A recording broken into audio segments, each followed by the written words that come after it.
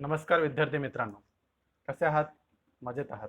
तर विद्यार्थी मित्रांनो, माझ्या ह्या ई लर्निंग क्लासेसमध्ये तुमचं सर्वांचं स्वागत आहे.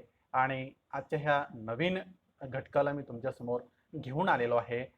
तर तो एक अत्यंत महत्त्वाचा घटक आहे विद्यार्थी मित्रांनो. तो इयत्ता 12वीच्या आपल्या पाठ्यपुस्तकातही नमूद आहे आणि भविष्यात पुढे कुठेही तुम्ही गेलात तर तुम्हाला ह्या ठिकाणी हे जे काही हा जो काही घटक आहे, म्हणजे हे जे काही शिकवलेलं आहे, अध्ययन अध्यापन तुम्ही करणार आहात, ते तुम्हाला भविष्यात कुठेही कामाला येईल. अत्यंत महत्त्वाचा घटक आहे, तो म्हणजेच वाक्य रूपांतर होय. तर वाक्य रूपांतराला आपण सुरुवात करणार आहोत. विद्यार्थी मित्रांनो, वाक्य रूपांतर म्हणजेच काय? त्यालाच दुसरा अर्थ असंही आहे की वाक्य रूपांतरालाच वाक्य परिवर्तन असंही म्हटलं गेलेलं आहे. विद्यार्थी मित्रांनो, वाक्य परिवर्तन अशाही पद्धतीत त्याचं त्या ठिकाणी स्वरूप प्राप्त झालेलं आहे. विद्यार्थी मित्रांनो, तुमच्यासमोर अत्यंत महत्त्वाचा जो काही घटक आहे, तो म्हणजेच वाक्य रूपांतर. खूप सुंदर आणि छानसा असा घटक तुमच्यासमोर तो आलेला आहे. वाक्याचे रूपांतर म्हणजे दिलेल्या वाक्याच्या रूपात किंवा रचनेत केलेला बदल होय. हा बदल करताना एक महत्त्वाची गोष्ट लक्षात ठेवायला हवी, ती म्हणजे वाक्याचे रूपांतर.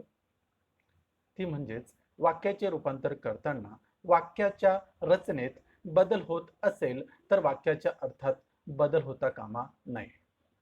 वाक्याच्या रचनेत रूपात जर बदल होत असेल विद्यार्थी मित्रांनो, वाक्य रूपांतर करत असताना अत्यंत महत्त्वाचा मुद्दा तुम्ही लक्षात ठेवायचा आहे की जर वाक्याच्या रूपात रचनेत बदल होत असेल तर काही हरकत नाही, पण वाक्याचा अर्थ बदलता कामा नये. वाक्याचा जर अर्थ बदलला तर त्याला आपण वाक्य रूपांतर असं म्हणणार नाही, ते चुकीचं आहे. वाक्याच्या अर्थात बदल होता कामा नये. मग ते होकारार्थीचं नकारार्थी होऊ द्या, आज्ञार्थी होऊ द्या, विधानार्थी होऊ द्या, कुठल्याही स्वरूपाचं वाक्य रूपांतर होऊ द्या विद्यार्थी मित्र.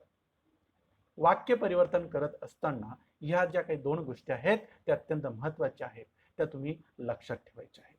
विद्यार्थी मित्रांनो, वाक्यार्थाला बाधा आणता वाक्याच्या रचनेत केलेला बदल म्हणजे वाक्य रूपांतर होय.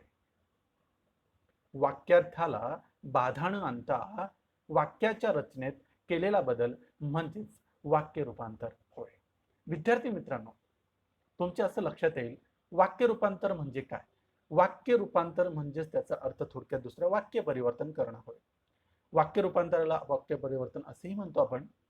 आपण बोलत असताना एकाच स्वरूपाची वाक्य बोलत असतो, ती ऐकणाऱ्याला कंटाळवाणी वाटतात. कधी कधी तो ऐकणारा कंटाळवाणी आपल्या त्या ठिकाणी रिस्पॉन्स म्हणजे आपल्याला प्रतिक्रिया देत असतो, शिवाय त्यातून योग्य भाव पोहोचेलच असे त्या ठिकाणी वाटतही नाही. तद्वतच लेखकाने एकाच साच्याची वाक्य लिखाणात वापरली तर वाचणाऱ्याला कंटाळा येतो.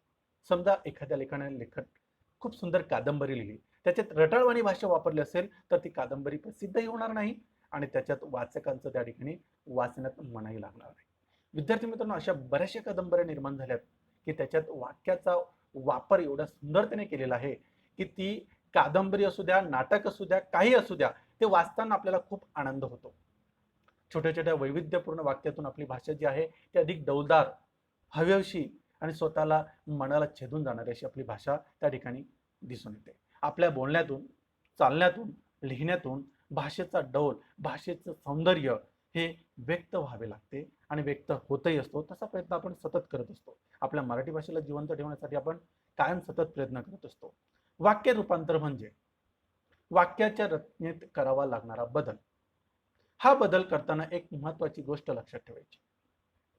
वाक्याचे रूपांतर करताना वाक्याच्या रचनेत बदल होत असला तरी वाक्याच्या अर्थात बदल होता कामा नये. हे मी मगाशी सांगितलं. वाक्यार्थाला बाधा न आणता वाक्याच्या रचनेत केलेला बदल म्हणजेच वाक्य रूपांतर होय. विद्यार्थी मित्रांनो, हे झालं वाक्य रूपांतर. वाक्य रूपांतराबद्दल थोडक्यात माहिती. पण विद्यार्थी मित्रांनो, वाक्य रूपांतर करत असताना ही एक बाब लक्षात ठेवायची आहे. तुम्हाला ओळखायचं असेल, आपल्या परीक्षेमध्ये समजा इयत्ता 12वीच्या विद्यार्थ्यांसाठी आताचा जो काही नवीन सिलेबस आहे त्याच्यासाठी जर आपण विचार केला तर तुम्हाला परीक्षेमध्ये वाक्य रूपांतरही करावं लागेल. असाही प्रश्न बोर्डात विचारला जाऊ शकतो. नाहीतर तुम्हाला खाली 3 पर्याय असतील. खालील म्हणजे एक वाक्य दिलेलं असेल, खालील होकारार्थी वाक्य ओळखा, नकारार्थी वाक्य ओळखा, अशी सूचनाही दिलेली असेल. आता ते बोर्ड कसे प्रश्न विचारणार ते अद्याप आमच्यापर्यंत माहिती पोहोचलेली नाही. माहिती पोहोचली की लगेचच तुम्हाला आम्ही प्रश्नपत्रिकेचा आराखडा तुमच्यापर्यंत निश्चितच पोहोचू. विद्यार्थी मित्रांनो, लक्ष असू द्या, खूप मेहनतीने, खूप आकांताने सर्व विद्यार्थ्यांच्या आग्रहास्तव मी हा व्हिडिओ त्या ठिकाणी तयार केलेला आहे. सर्व विद्यार्थ्यांनी सबस्क्राईब करणं, जो पाहिल त्याला ह्या माझ्या या यूट्यूब चॅनलला सबस्क्राईब करा, लाईक करा, म्हणजे जेणेकरून मलाही कळेल की तुम्ही किती रिस्पॉन्स, किती त्या ठिकाणी मला प्रतिक्रिया देत आहात हे मला त्या ठिकाणी कळेल. तर विद्यार्थी मित्रांनो, पुढच्या घटकाकडे जाणार आहोत आपण.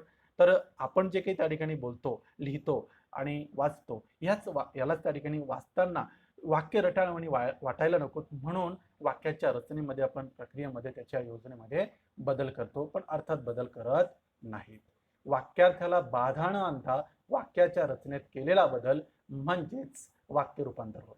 विद्यार्थी मित्रांनो, खाली दिलेलं आहे महत्वाचे. वाक्याचे रूपांतर करताना वाक्याच्या रचनेत बदल होत असला तरी वाक्याच्या अर्थात बदल होता कामा नये. विद्यार्थी मित्रांनो, खाली मी तुमच्या पाठ्यपुस्तकात इयत्ता 12वी नवीन अभ्यासक्रमातील पाठ्यपुस्तकातील उदाहरण दिलेलं आहे.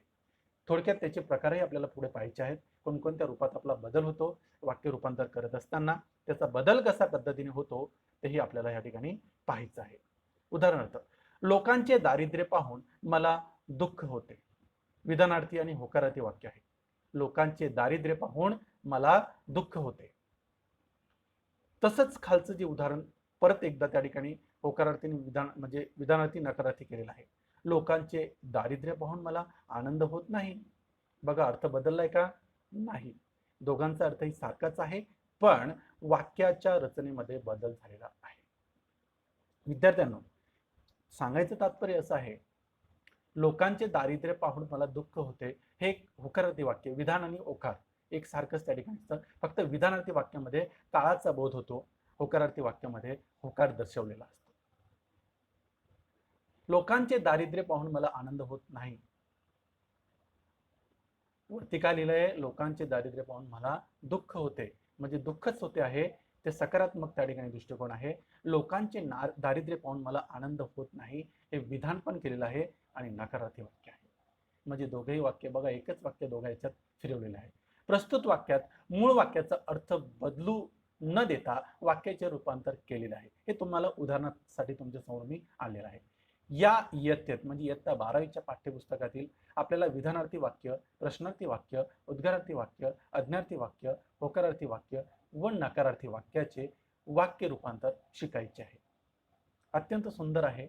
विद्यार्थी मित्रांनो, हे जे काही विधानार्थी, प्रश्नार्थी, उद्गारार्थी, अज्ञार्थी, होकारार्थी व नकारार्थी वाक्याचे जे काही रूपांतर आहे त्याला आपल्याला शिकायचं आहे. आणि याचे जे काही प्रकार म्हणजे वाक्याचे हे प्रकार आहेत, त्याचं फक्त रूपांतर एकमेकांमध्ये कसं होऊ शकतं एका वाक्याचं, त्याचं रूपांतर आपल्याला या ठिकाणी शिकायचं आहे. याच्या अगोदरच्या व्हिडिओमध्ये मी तुम्हाला वाक्याचे प्रकार सर्व सांगितलेले आहेत. प्रश्नार्थी, विधानार्थी, होकारार्थी, नकारार्थी, सर्वच उद्गारार्थी, हे जे काही 5 प्रकार एक त्याच्या आशयावरून व भावार्थावरून पडलेले 5 प्रकार आहेत, त्याचे मी त्या ठिकाणी व्हिडिओ तयार केलेत. त्यानंतर अज्ञार्थी, संकेतार्थी, विद्यार्थी, हे जे काही 4 प्रकार आहेत त्या ठिकाणी मी तुम्हाला त्याचे व्हिडिओ करून पाठवलेले आहेत. त्याच्यात जरा चांगला अभ्यास करा, म्हणजे जेणेकरून तुम्हाला वाक्य रूपांतर करता येईल. पुढच्या मुद्द्याकडे जाऊयात आपण विद्यार्थी मित्रांनो. प्रश्नार्थी व विधानार्थी वाक्याचे परस्पर रूपांतर आपण पाहणार आहोत. विद्यार्थी व प्रश्नार्थी वाक्याचे या ठिकाणी प्रश्नार्थी, विधानार्थी वाक्य जे आहेत एकमेकांचं, पुढचं विद्यार्थी आपण त्या ठिकाणी विद्यार्थी जे आहे त्याचं रूपांतर पुढच्या याच्यात पाहू आपण. पण आता सध्या प्रश्नार्थी व विधानार्थी वाक्याचे परस्पर रूपांतर. बघा विद्यार्थी मित्रांनो, या प्रकारातील जे काही वैशिष्ट्य आहेत ते तुम्ही 2 वैशिष्ट्य ऐकून घ्या. पहिलं वैशिष्ट्य, प्रश्न होकारार्थी असेल तर विधानार्थी वाक्य नकारार्थी करावे. प्रश्न समजा तुम्हाला एखादं वाक्य दिलं आणि ते होकारार्थी स्वरूपात आहेत आणि तुम्हाला त्या ठिकाणी विधानार्थी नकारार्थी करायला लावलं आहे, तर ते वाक्य विधानार्थी नकारार्थी ठेवायचे, नकार दर्शवायचा आहे. त्यानंतर दुसरं वैशिष्ट्य आहे, जर प्रश्न नकारार्थी असेल तर विधानार्थी वाक्य ठेवायचं आहे, म्हणजे होकारार्थी करायचं आहे. समजलं विद्यार्थी? अत्यंत महत्त्वाची सूचना आहे. तुम्हाला जोपर्यंत ही सूचना समजणार नाही तोपर्यंत तुम्हाला कुठल्याही पद्धतीचं उदाहरण कळणार नाही. आपण एक एक उदाहरण पाहूया. तुमच्या पाठ्यपुस्तकाची उदाहरणं मी या ठिकाणी घेतलेली आहेत. प्रश्नार्थी व विधानार्थी वाक्याचे एक तोंडी उदाहरण देतो. जगी सर्व सुखी असा कोण आहे? प्रश्नचिन्ह जगी सर्व सुखी असा कोण आहे, ते प्रश्नार्थी वाक्य आहे. जगात सर्व सुखी, आता तुमच्या पाठ्यपुस्तकातलं ते उदाहरण मी या ठिकाणी घेतो. जगात सर्व सुखी असा कोण आहे, त्याच विधानार्थी वाक्य. जगात सर्व सुखी असा कोणी नाही. बघा, वाक्याच्या अर्थात अजिबात बदल झाला नाही, पण प्रश्नचिन्ह काढलेलं आहे. विधानार्थी वाक्यात मी तुम्हाला मागच्या व्हिडिओमध्येही सांगितलंय, पूर्णविराम द्यावा लागतो आणि पूर्णविरामाचं वाक्य जे असेल ते नकारार्थी असतं आणि काळाचा बोध करणारही असतं. म्हणजे त्याच्यात तुम्हाला त्या ठिकाणी थोडक्यात काळाचा बोध म्हणजे विधान केलेलं असतं, काहीतरी माहिती दिली असते. काळाचा बोध नव्हे, विधान केलेलं असतं, माहिती दिली असते, त्याला विधानार्थी वाक्य असं म्हणतो. जगात सर्व सुखी असा कोणी नाही. म्हणजे सांगायचं तात्पर्य असे विद्यार्थी मित्रांनो, दोन वाक्य, एक वाक्याचं त्या ठिकाणी विधानार्थी केलेलं आहे प्रश्नार्थी वाक्याचं. जगात सर्व सुखी असा कोण आहे हे प्रश्नार्थी, जगात सर्व सुखी असा कोणीही नाही. म्हणजे जगात कोणीच सुखी नाही. दोघं वाक्यांचा अर्थ सारखा निघतोय, फक्त रचनेमध्ये बदल केलेला आहे. दुसरं वाक्य पाहूयात आपण, दुसरं उदाहरण पाहूयात. अपमान केल्यास कुणाला राग येत नाही, प्रश्नचिन्ह आहे. कुणाला राग येत नाही, दुसरं त्या ठिकाणी विधानार्थी वाक्य लिहिलंय. अपमान केल्यास प्रत्येकाला राग येतोच किंवा येतो. लिहिलं तरी चालेल, येतो. आणि पूर्णविराम द्यायचं विसरू नका. विधानार्थी वाक्य करायला लावलं तर शेवटी पूर्णविराम द्यावं लागतं. वरील उदाहरणात जे प्रश्न विचारले आहेत ते उत्तराच्या अपेक्षेने विचारलेले प्रश्न नाहीत. असा जो काही म्हणजे विचारलेले जे प्रश्न आहेत ते उत्तराच्या अपेक्षेने विचारलेले नाहीत, ते आपल्याला रूपांतर करायचं म्हणून त्या अपेक्षेने अशा प्रकारच्या प्रश्नांमध्ये त्यांचे उत्तर दडलेले असते. अशा प्रश्नार्थक वाक्याचे विधानार्थी वाक्यात रूपांतर करताना एक महत्वाचं बाब लक्षात ठेवायची आहे, ती म्हणजेच प्रश्न होकारार्थी असेल तर विधानार्थी वाक्य नकारार्थी करावे, जे मी मगाशी सांगितलं ते. आणि जर प्रश्न नकारार्थी असेल तर ते वाक्य विधानार्थी असेल, विधानार्थी वाक्य होकारार्थी करावे. म्हणजेच सांगायचं तात्पर्य असं आहे विद्यार्थी मित्रांनो, की प्रश्नार्थी व विधानार्थी वाक्याचे परस्पर रूपांतर करताना प्रश्न होकारार्थी जर विचारलेला असेल तर तुम्ही निश्चितपणे त्याचं नकारार्थी वाक्यात रूपांतर करायचं आहे. पुढचं त्या ठिकाणी उदाहरण पाहूयात आपण. म्हणजे पुढच्या प्रकाराला आपण सुरुवात करूयात. पुढचा जो काही प्रकार आहे म्हणजेच पहिला प्रश्नार्थी व विधानार्थी वाक्याचे परस्पर रूपांतर आपण या ठिकाणी पाहिलं. बघा, आपण ह्या उदाहरणांमध्ये नेहमीच्या व्यवहारात आपण अनेक प्रश्न विचारतो. तू कुठे चाललास, तुला किती गुण मिळाले, असे विविध प्रश्न आपण विचारत असतो. तुझी प्रकृती कशी आहे वगैरे वगैरे असे प्रश्न विचारल्यानंतर आपणाला त्याची उत्तरे काही हवे असतात असं नाही.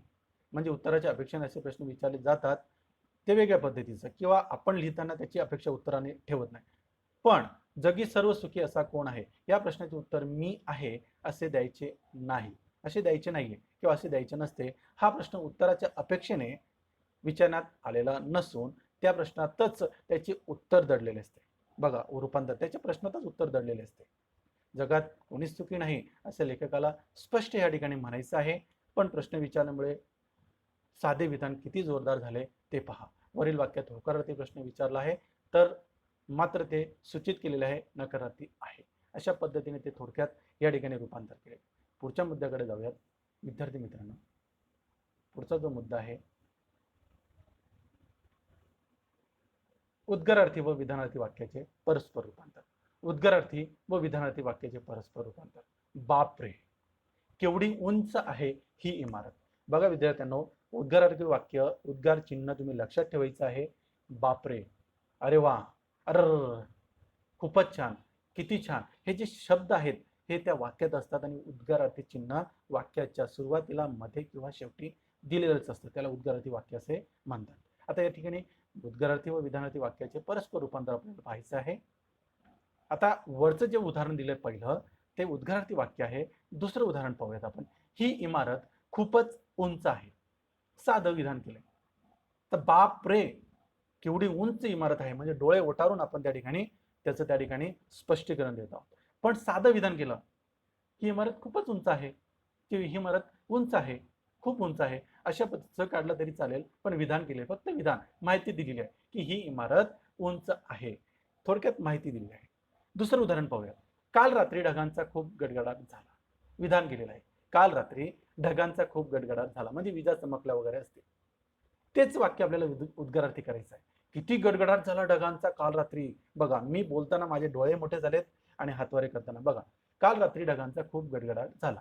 विधान केलंय. किती गडगडाट झाला ढगांचा काल रात्री, उद्गार चिन्ह दिले. म्हणजे तुमच्या लक्षात येत असेल विद्यार्थी मित्रांनो की आपण जे वाक्य उच्चारतो वाक्याचा अर्थात बदल होतोय की इथं अजिबात नाही. वाक्याच्या अर्थात अजिबात बदल होत नाहीये, पण रचनेत बदल केलेला आहे. खाली दिलेला आहे उद्गारार्थी वाक्य अधिक परिणामकारक वाटतात कारण एखाद्या गोष्टीतील अधिक्य, परिणाम, मोठी संख्या, विपुलता परिणामकारकतेने व्यक्त केलेली असते. विधानार्थी वाक्यात कोणत्या गोष्टीची विपुलता स्पष्ट करायची आहे ते स्पष्ट करावे, त्यासाठी खूप, प्रचंड, भरपूर यासारखे शब्द वापरले. किती, वारे बापरे, म्हणजे ह्या पद्धतीचे जे काही शब्द आहेत ते उद्गारार्थी वाक्यामध्ये येत असतात. विधानार्थी वाक्य, मी तुम्हाला जे वाक्याचे प्रकार शिकवलेत विद्यार्थी मित्रांनो, ते जर तुमच्या डोक्यात एकदम व्यवस्थितरित्या फिट झाले असतील, तुमच्या डोक्यात बसले असतील ना, तर तुम्हाला वाक्य रूपांतर सहज लगेच करता येईल. अगदी इझी करता येईल. अगदी सोपं आहे. फक्त त्याचं गणित तुम्ही लक्षात ठेवा, त्याचं एक फॉर्म्युला लक्षात ठेवा. लक्षात आलं तर पुढच्या प्रकाराकडे जाऊयात आपण. पुढचा जो प्रकार तुमच्या समोर आलेला आहे तो म्हणजेच अज्ञार्थी व विधानार्थी वाक्याचे परस्पर रूपांतर. बघा विद्यार्थी मित्रांनो, अज्ञार्थी, विधानार्थी. आता विधानार्थी म्हणजेच काय, माहिती दिलेलं आहे, विधान केलेलं आहे. अज्ञार्थी वाक्याचं मी तुम्हाला वाक्य प्रकारामध्ये शिकवलेलंच आहे, तर तुम्ही त्या ठिकाणी वाचलेलंही असेल. ते तुम्हाला माहिती आहे अज्ञार्थी वाक्यामध्ये थोडक्यात बरेचशे शब्दांचं म्हणजेच आशा, जे काही आपल्याला आशीर्वाद असेल, प्रार्थना असेल, विनंती असेल, उपदेश असेल, आज्ञा असेल, हे अज्ञार्थी वाक्य आहेत. त्या ठिकाणी सूचना देण्यासारखी जे काही अज्ञार्थी वाक्याचे शब्द मी तुम्हाला सांगितले, सूचना, आशीर्वाद, उपदेश, हे जे काही आहेत हे त्यातलेच त्या ठिकाणी शब्द आहेत. एक एक वाक्य पाहूयात आपण. अज्ञार्थी व विधानार्थी वाक्याचे परस्पर रूपांतर. स्पष्ट दिसत नसेल विद्यार्थ्यांना, मी जरा त्याला बॉर्डर दिली म्हणून स्पष्ट दिसत नाहीये, पण तुमच्या पाठ्यपुस्तकातली उदाहरण आहेत. बघा विद्यार्थी, पहिलं उदाहरण, तू नियमित व्यायाम कर. अज्ञार्थी, तू नियमित व्यायाम कर. आम्ही तुम्हाला सांगतो ना, तू नियमित अभ्यास कर. कळलं तुम्हाला, तू नियमित अभ्यास कर. पण ह्या ठिकाणी काय सांगितलं विद्यार्थी मित्रांनो, या ठिकाणी काय सांगण्याचा प्रयत्न केलाय, अज्ञार्थी म्हणजे आज्ञा दिलेली आहे, आम्ही आज्ञा दिली. आता त्याच्या खाली त्या ठिकाणी विधान केलेलं आहे, तू नियमित व्यायाम करावास किंवा तू नेहमी व्यायाम करावास किंवा करावे. हे करावे म्हणजे डायरेक्ट ऑर्डर असते. थोडक्यात त्या ठिकाणी तू नियमित व्यायाम करावास अशा पद्धतीचं ते उदाहरण जे आहे ते दिलेलं आहे, विधान केलेलं आहे. खालचं दुसरं उदाहरण पाहूयात. ज्ञान संपादनासाठी भरपूर वाचन करावे. ज्ञान संपादनासाठी, अभ्यास मिळवण्यासाठी, बौद्धिक कौशल्य वाढवण्यासाठी अभ्यास भरपूर करावा, विधान केलेलं आहे मी. त्याचंच आज्ञार्थी वाक्य आहे. ज्ञान संपादनासाठी भरपूर वाचन करा. करा आणि करावे. करावे, करण्यास म्हणजे ह्या पद्धतीचे आज्ञा देणं म्हणजे आज्ञार्थी, विधान करणं म्हणजे माहिती सांगणं. या दोन गोष्टींची जर तुमच्या डोक्यात हे शब्द जर शिरलेत किंवा तुम्हाला समजलं तर लगेच तुम्हाला याचं वाक्य रूपांतर करता येईल. वाक्याच्या रचनेत बदल कसा येऊ द्या विद्यार्थी मित्रांनो, असं नाही की असंच यायला पाहिजे, पण अर्थ तोच यायला पाहिजे. वाक्याचा बदल करताना वाक्याच्या अर्थात बदल होता कामा नये. पुढच्या प्रकाराकडे जाऊयात आपण. पुढचा जो काही प्रकार आहे तो अत्यंत सुंदर आणि छानसा असा प्रकार आहे विद्यार्थी मित्रांनो. पुढचा जो प्रकार तुमच्या पडद्यावर आलेला आहे, होकारार्थी व नकारार्थी वाक्याचे परस्पर रूपांतर. हे अगदी सोपं आहे. विरुद्धार्थी शब्दांचा वापर या ठिकाणी करावा लागतो. बघूयात आपण एक एक कशा पद्धतीने या ठिकाणी रूपांतर दिले. होकारार्थी व नकारार्थी वाक्याचे परस्पर रूपांतर. त्याच्यासाठी 1000 रुपये. आता खाली दिलेलं आहे पहिलंच वाक्य, पहिले उदाहरणासह मी त्या ठिकाणी घेतलेलं आहे. त्याच्यासाठी 1000 रुपये ही देखील मोठी रक्कम आहे. त्याच्यासाठी 1000 रुपये ही देखील मोठी रक्कम आहे. होकार दर्शवलेला आहे, पूर्णविराम दिलेला आहे. होकार दर्शवलेला म्हणून होकारार्थी वाक्य आहे. आता इथं नकार दर्शवलेला आहे, नकारार्थी वाक्य ते कसं झालेलं आहे आणि त्याच्या रचनेत बदल केला आहे, पण अर्थाच्या म्हणजे ते वाक्याचा अर्थात अजिबात बदल केलेला नाही. ते बघूयात आपण. त्याच्यासाठी 1000 रुपये ही काही लहान रक्कम नाही. बघा, मोठी रक्कम नाही, लहान रक्कम नाही, म्हणजे दोघही शब्दांचा आपण काय केलंय, विरुद्धार्थी शब्दांचा वापर केलाय. या दोघही वाक्यांचा परस्पर रूपांतर करत असताना विरुद्धार्थी शब्दांचा वापर इथं करावा, म्हणजे वाक्याच्या रचनेत बदल झाला आहे पण अर्थात बदल होत नाही. त्याच्यासाठी 1000 रुपये, 1000 रुपये. बघा, दोघं वाक्यांमध्ये ही, इथून ही देखील मोठी रक्कम आहे, ही काही लहान रक्कम नाही. आहे, नाही, रक्कम, रक्कम, मोठी, लहान, म्हणजेच आपण काय केलंय, विरुद्ध अर्थी शब्दांचा वापर इथं केलेला आहे. दुसरं वाक्य पाहूयात. ही काही वाईट कल्पना नाही, नकारार्थी. आता होकारार्थी रूपांतर करूयात. ही कल्पना चांगली आहे, ही कल्पना चांगली आहे, ही काही वाईट कल्पना नाही, नकार म्हणजे वाईट कल्पना नाही, ही कल्पना चांगली आहे, नाही आहे, वाईट आणि चांगली, त्याचा विरुद्धार्थी शब्द आपण इथं वापरला. म्हणजे सोपं आहे, अगदी सोपं आहे. तुम्हाला जर होकारार्थी नकारार्थी वाक्याचं रूपांतर करायचं असेल तर इझी सोप्या पद्धतीने सांगतो की तुम्ही जे शब्द तिथं वापरले असतात वाक्यांमध्ये त्याचं त्या ठिकाणी शेवटी तर नाहीच येणार आहे. नाही, नव्हते वगैरे असे शब्द, नकार दर्शवणारे शब्द येतात. वरील उदाहरणांमध्ये मोठी विरुद्ध लहान, म्हणजे मी तुम्हाला मागाशी जे सांगितलं तेच, आणि वाईट विरुद्ध चांगले असे विरुद्धार्थी शब्द वापरल्यामुळे वाक्याचा मूळ अर्थ बदलत नाही, फक्त रचना बदलते. वाक्याच्या मूळ अर्थामध्ये अजिबात बदल होत नाही आणि तो बदल करायचाही नाही. नाही तर तुम्ही तुमच्या पद्धतीने घ्याल, तसं करू नका विद्यार्थ्यांना. चला मग तर पुढच्या प्रकाराकडे जाऊयात आपण. आता तुम्हाला त्या ठिकाणी हे आत्तापर्यंत जे काही मी तुम्हाला प्रकार शिकवले त्या प्रकारांची माहिती तुम्ही मिळवून घेतली, त्याचं त्या ठिकाणी गृहपाठ करायचं आहे. बघा, पहिलंच प्रश्नार्थी व विधानार्थी वाक्याचे परस्पर रूपांतर आपण शिकलोत. त्यानंतर उद्गारार्थी व विधानार्थी वाक्यांचे परस्पर रूपांतर शिकलोत. आज्ञार्थी व विधानार्थी वाक्याचं परस्पर रूपांतर शिकलोत. आणि त्यानंतर शेवटचा जो काही प्रकार होता तोच म्हणजे होकारार्थी व नकारार्थी वाक्याचं त्या ठिकाणी आपण काय केलं, परस्पर रूपांतर शिकलोत. विद्यार्थी मित्रांनो, हे सर्व रूपांतर करत असताना जे काही मी वाक्याचे प्रकार सांगितले ते जर तुम्ही लक्षात ठेवले तर तुमच्या डोक्यात लगेच रूपांतर करायची ही कला जी आहे ती अवगत होईल. मी जो व्हिडिओ तयार केलाय तो अत्यंत बारकाईने निरीक्षणात्मक व्यवस्थितरित्या पाहायचा आहे आणि हा जो काही गृहपाठ मी देत आहे तो तुम्ही तुमच्या वहीमध्ये सोडून घ्यायचा आहे. खालील कंसातील सूचनेनुसार वाक्य रूपांतर करा. आजच्या जीवनात विलक्षण वेगवेगळता आढळते. उद्गारार्थी करायचं आहे. आपल्याकडे कामाच्या ठिकाणाची अंतरे कमी आहेत. नकारार्थी करायचे आहे. निसर्गरम्य स्थान किंवा मंदिर पाहण्यासाठी ही माणसे का जात नाहीत. विधानार्थी करायचं आहे. आणि ही तुमच्या पाठ्यपुस्तकातील काही उदाहरणं मी दिलेली आहेत. पाठ्यपुस्तकात तुमच्याजवळ ती उदाहरणं आहेतच. विद्यार्थ्यांना तुम्ही तिथूनही घेऊ शकता आणि तुम्ही तिथून लिहू शकता. अत्यंत मी तुम्हाला वाचून दाखवतो परत. बघा विद्यार्थी मित्रांनो, दिसत नसेल तर व्हिडिओ थांबवायचा, झूम करायचा आणि तुम्हाला ते स्पष्ट दिसेल. माणसं स्वतःचा छंद कसा विसरू शकतात या वाक्याचे विधानार्थी वाक्य शोधायचे. बघा, हे तुम्हाला नमुना दाखल दिलाय मी की बोर्डात असे स्वरूपाचे प्रश्न येतील किंवा तुम्हाला रूपांतर करावे लागेल. 4 पर्याय दिलेले आहेत. त्यातला योग्य पर्याय तुम्ही निवडायचा आहे. माणसं स्वतःचा छंद कसा विसरू शकतात, प्रश्नचिन्ह आहेत. या वाक्याचं विधानार्थी वाक्य करायचं आहे. माणसं स्वतःचा छंद नेहमी विसरतात. माणसं स्वतःचा छंद लक्षात ठेवतात. माणसं स्वतःचा छंद विसरू शकत नाहीत. माणसं स्वतःचा छंद किती लक्षात ठेवतात. माणसं स्वतःचा छंद कसा विसरू शकतात. आता याच्यात विधानार्थी वाक्यामध्ये त्यात माहिती सांगितलेली असते आणि नकार दर्शवलेला असतो. समजलं तुम्हाला. त्याच्यात योग्य उत्तर तुम्ही शोधायचं आहे, लिहायचं आहे. मी नंतरच्या याच्यात तुम्हाला त्याची उत्तरही देणार. हा आनंद सर्वत्र असतो या वाक्याचे प्रश्नार्थी करायचं आहे. बघा विद्यार्थ्यांनो, 4 पर्याय जे दिलेत, मी मागेही बोललो होतो की हे बोर्ड अशा पद्धतीचे प्रश्नचिन्हार्थक वाक्य देतील तुम्हाला. हा आनंद कुठे नसतो, हा आनंद कुठे असतो, हा आनंद सर्वत्र नसतो का, हा आनंद सर्वत्र असतो का. बघा, याच्यातलं सर्वात प्रश्नचिन्ह दिलेलं आहे. मी योग्य ते उत्तर तुम्ही शोधायचं आहे. हा आनंद सर्वत्र असतो, हा आनंद सर्वत्र असतो का, हा आनंद सर्वत्र नसतो का. आपल्याला होकारही द्यायचा आहे, वाक्याचा अर्थात बदल करायचा नाही, हा मुद्दा लक्षात ठेवायचा आहे. का, कुठे, कसे. बघा, आता कुठे कुठे त्या ठिकाणी लिहिलेला आहे. नसतो, असतो. हा आनंद कुठे असतो, हा आनंद सर्वत्र असतो का, हा आनंद सर्वत्र असतो का. शेवटचं तुम्ही आता तो पर्याय तुम्ही शोधायचा आहे. मी उत्तर देत नाही. हा, त्यानंतर पुढे बघूयात. तिसरं, किती आतून हसलात, किती आतून हसलात ती. म्हणजेच या वाक्याचे विधान तुम्हाला शोधायचं आहे. तुमच्या समोर मी त्या ठिकाणी विधानार्थी वाक्य, सर्व प्रकारचे वाक्य दिलेले आहेत.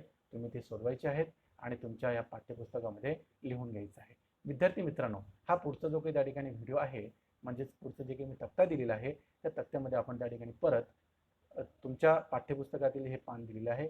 व्हिडिओ तुम्ही त्या ठिकाणी लिहून घ्या. पुढचे जे काही वाक्य दिलेले आहेत ते वाक्यही सुंदर आहेत. बघा, स्पर्शाने प्रश्न नम्रपणे विचारला नव्हता. उद्गारार्थी करा. सिंहाला काय भ्या आहे कुणाचं. विधानार्थी करा. तुझ्या अंगात लय हाड आहेत. उद्गारार्थी करा. अशी माणसं क्वचितच सापडतात. ती जुनी कौलारू वास्तू होती. तुम्ही मला बोलू देणार आहेत की नाही? बघा, हे जे काही व्हिडिओ इथं संपलेले आहेत, सर्व प्रश्न मी तुम्हाला गृहपाठासाठी दिलेले आहेत.